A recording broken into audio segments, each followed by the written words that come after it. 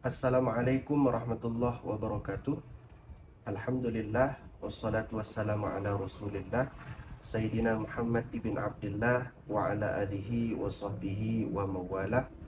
Allahumma salli wa sallim ala Sayyidina Muhammad miftah babi rahmatillah adada ma fi ilmillah salatu wa salaman daimaini bidawami mulkillah wa ala alihi wa sahbihi wa mawalah, amma ba'du. Alhamdulillah, di kesempatan kali ini kita diberikan kesempatan oleh Allah untuk bisa mengikuti lanjutan pengajian kita yang lalu di kitab Safinatun Najah, yang mana pada hari ini kita akan mengkaji makna dari La ilaha illallah. Jadi ada satu pasal di dalam kitab Safinatun Najah, makna dari La ilaha illallah. Kebiasaan kita mengucapkan la ilaha illallah di mana saja, kapan saja. Apa makna dari la ilaha illallah? Wa makna la ilaha illallah la ma'buda bihaqqin fil wujud illallah. Tidak ada yang patut disembah dengan sebenarnya sembahan. Fil wujud, di kenyataan, illallah, terkecuali Allah subhanahu wa ta'ala. Maknanya la mustahaqqun lil ibadah fil wujud illallah. Tidak yang berhak untuk disembah di kenyataan kecuali Allah. Walaupun banyak orang di zaman ini menyembah, menganggap kepada Tuhan sembahan, macam-macam dianggap kepada sembahan, tetapi yang layak disembah, yang berhak disembah Allah subhanahu wa ta'ala. Makanya dikatakan bahwa kenapa ada kait bihaqqin, tidak sesuatu yang patut disembah bihaq. Kata-kata bihaqqin ini dengan sebenarnya, dengan sebenar-benar sembahan. Kenapa ada bihaqqin? Ketika diartikan la ilaha illallah la ma'buda bihaqqin fil wujud illallah. Tidak ada yang layak, yang patut disembah dengan sebenarnya. Kenapa ada kait itu? Ihtirazan anil ma'bud bibatil, karena mengeluarkan daripada ma'bud bibatil, sesuatu yang disembah dengan batil, yang tidak layak untuk disembah. Fa inna afradahu kathiratun, karena zaman ini banyak afrad daripada ma'bud, banyak cabang, banyak yang sudah dijadikan sebagai sembahan. Ada yang sebahagiannya dari kalangan jin. Jin makhluk Allah, Allah yang menjadikan.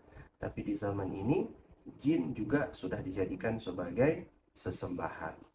Ada juga an-nujum, bintang, matahari, segala yang ada di langit dijadikan sebagai ma'bud. Ini adalah ma'bud bi batil, sesembahan yang batil. Karena semuanya ini adalah makhluk daripada Allah Subhanahu wa taala. Ada juga yang lebih tidak masuk akal, asnam, segala patung-patungan. Memang dari dulu, dari masa jahiliyah sudah ada asnam, patung. Ada sebahagian orang membuat patung dari tanah, dari besi, dari makanan. Kadang-kadang Tuhan pun dimakan ketika lapar. Artinya ini adalah ma'bud, sesuatu yang sudah dipertuhan tetapi dalam keadaan batil. Tuhan bil batil, sesembahan yang tidak layak dan patut untuk disembah, yang mana membuat mereka menyekutukan Allah, musyrik. Akhirnya Allah melaknat orang yang semacam ini karena dosa yang paling besar, dosa nomor satu yang paling besar adalah musyrik, menyekutukan Allah Subhanahu wa taala, bertuhan kepada selain daripada Allah Subhanahu wa taala. Ini bumi adalah bumi Allah.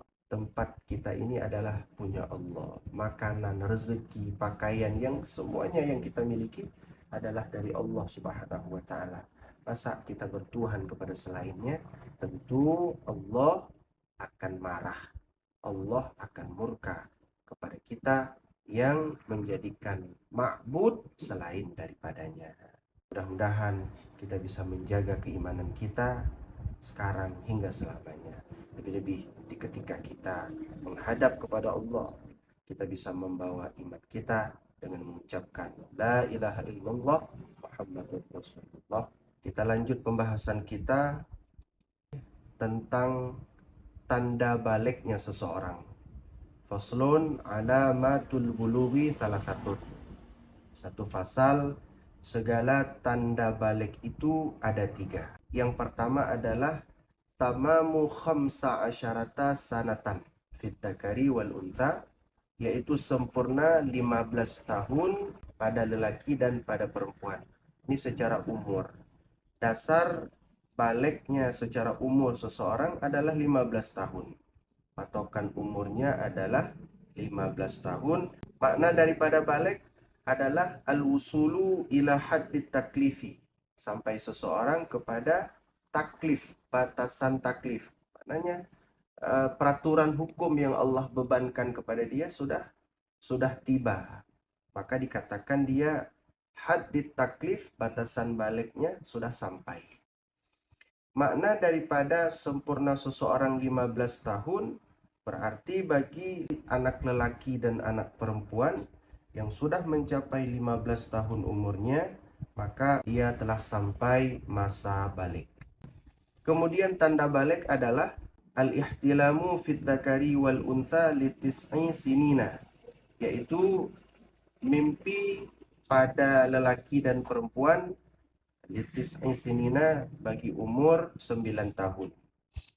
Al-ihtilam kita artikan ma yarahun naimu fi naumihi, sesuatu yang dilihat akannya oleh orang yang tidur di ketika tidurnya seseorang. Dengan bahasa lain, mimpi ataupun mimpi basah. Jadi ketika seseorang sudah mimpi basah, umurnya sudah 9 tahun minimalnya, maka itu sudah digolongkan kepada balik. Ini di persoalan mimpi. Artinya di realita dia sudah mengeluarkan mani ketika dia mimpi. Tetapi kalau hitungan tahun tetap 15 tahun. Hitungan tahun 15 tahun, hitungan dia mengeluarkan mani di mimpinya, maka 9 tahun hingga ke atas sudah dianggap dia balik. Falau wasala ilal qasbah thumma ada ka iyamsika dzakarahu inda ihtisasihi bihi lam yablugh bihi inda Ibni Hajar. Seandainya ada seseorang yang ketika dia mimpi sampai mengeluarkan maninya namun belum keluar, lam yablugh bihi inda Ibni Hajar, menurut Imam Ibni Hajar maka tidak dikatakan balik. Kenapa? Karena patokannya keluar mani, sedangkan dia itu belum keluar mani.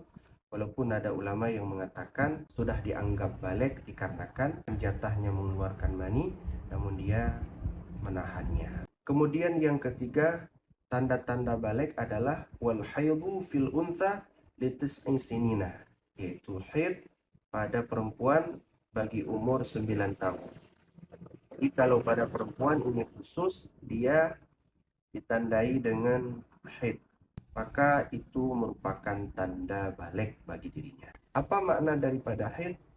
Darah yang keluar ala sabilis sihah, dikarenakan dia memang sehat, subur, fi awqatin maksusatin, pada waktu yang tertentu. Ini merupakan tanda daripada baliknya si perempuan. Mungkin di kesempatan kali ini kita padai di sini dulu. Mudah-mudahan Allah memberikan manfaat kepada kita semuanya, berkahan di dalam kehidupan kita, bisa mengamalkan ilmu, bisa menjadikan diri kita sebagai benar-benar orang yang selalu patuh terhadap aturan Allah, karena kita sudah balik semuanya. Sallallahu wasallam ala sayyidina Muhammad wa ala alihi wa sahbihi ajma'in. Alhamdulillahi rabbil alamin.